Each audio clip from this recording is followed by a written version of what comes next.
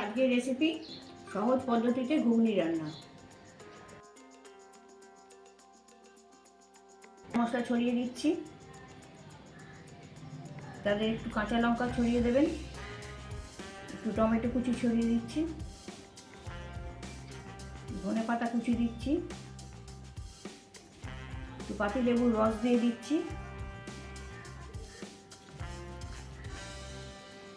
শেষে পেঁয়াজ কুচি একটু দিয়ে দিচ্ছি। যারা নিরামিষ খাবেন তারা পেঁয়াজ কুচিটা দেবেন না, এইভাবে পরিবেশন করবেন। সহজ পদ্ধতিতে ঘুগনি করতে গেলে লাগবে প্রথমেই সেটা হচ্ছে মটরের দানাকে ভালো করে ধুয়ে পরিষ্কার করে বেছে নিতে হবে। এইরকম দানা থাকে, যেগুলো ভেতরে পোকা থাকে, এগুলো বেছে ফেলতে হবে। আমার দুটো বেরিয়েছে, এগুলো বেছে ফেলে ভালো করে ধুয়ে এটাকে 4-5 ঘন্টা জলে ভিজিয়ে রাখতে হবে। এখানে কুকার বসিয়েছি, কুকারে আমি 2 টেবিল চামচ সাদা তেল দিয়ে দিচ্ছি।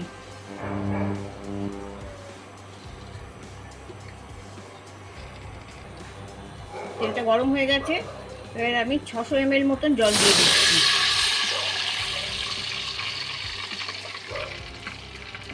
তারপর আমি মটরগুলো যে ভিজিয়ে রেখেছিলাম সেগুলো দিয়ে দিচ্ছি।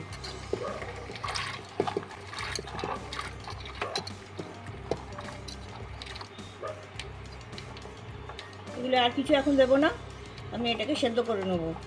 এটা 5টা সিটি দিয়ে নামিয়ে নেব।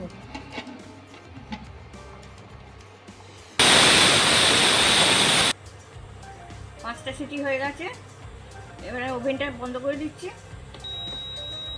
আর এইভাবে আমি 8 ঘন্টা প্রেসারে রেখে দেবো, তারপরে ঢাকনা খুলব। যতক্ষণে মটরটা প্রেসারে থাকছে তার মধ্যে আমি একটা ভাজা মশলা করে নিচ্ছি। তার মধ্যে থাকছে 2টো শুকনো লাল লঙ্কা, 2 চা চামচ ধনে গোটা, 1 চা চামচ জিরে গোটা, একটা ডালচিনি টুকরো আর 2টো ছোটো এলাচ। এগুলো শুকনো খোলায় ভেজে গুঁড়িয়ে নিতে হবে। আর একটা মিডিয়াম সাইজের আলু ছোট ছোট করে কুটে নিয়েছি, 5টা কাঁচা লঙ্কা কুচিয়ে নিয়েছি,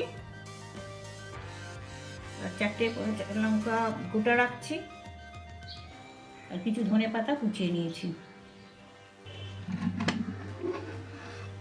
8 ঘন্টা পরে ঢাকনাটা খুললাম, এবার দেখে নিচ্ছি একবার।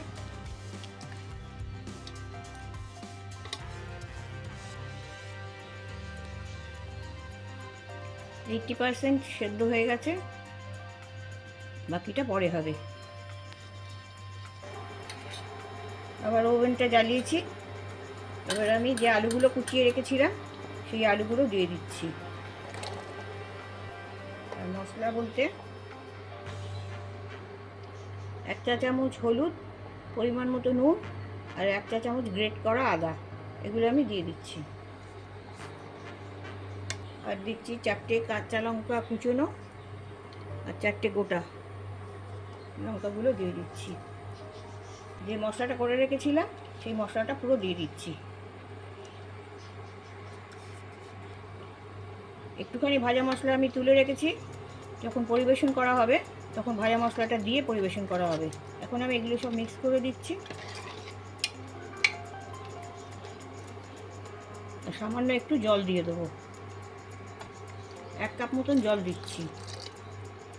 ঢাকনাটা আমি বন্ধ করে দিচ্ছি। 3টে সিটি দেবো। 3টে সিটি হয়ে গেছে, আমি এবার বন্ধ করে দিচ্ছি ওভেনটা। তাই এবার আমি প্রেশারটা নেমে গেলে স্ট্যান্ডিং টাইম দিয়ে ঢাকনাটা খুলব। 15 মিনিট পরে ঢাকনাটা খুলছি, প্রেশারটা নেমে গেছে। একটু নেড়ে দেখছি, দানাগুলো সব ফুটে গেছে, জলটাও কমে গেছে। এগুলো মিশিয়ে দিলে একটু পরে শুকিয়ে যাবে।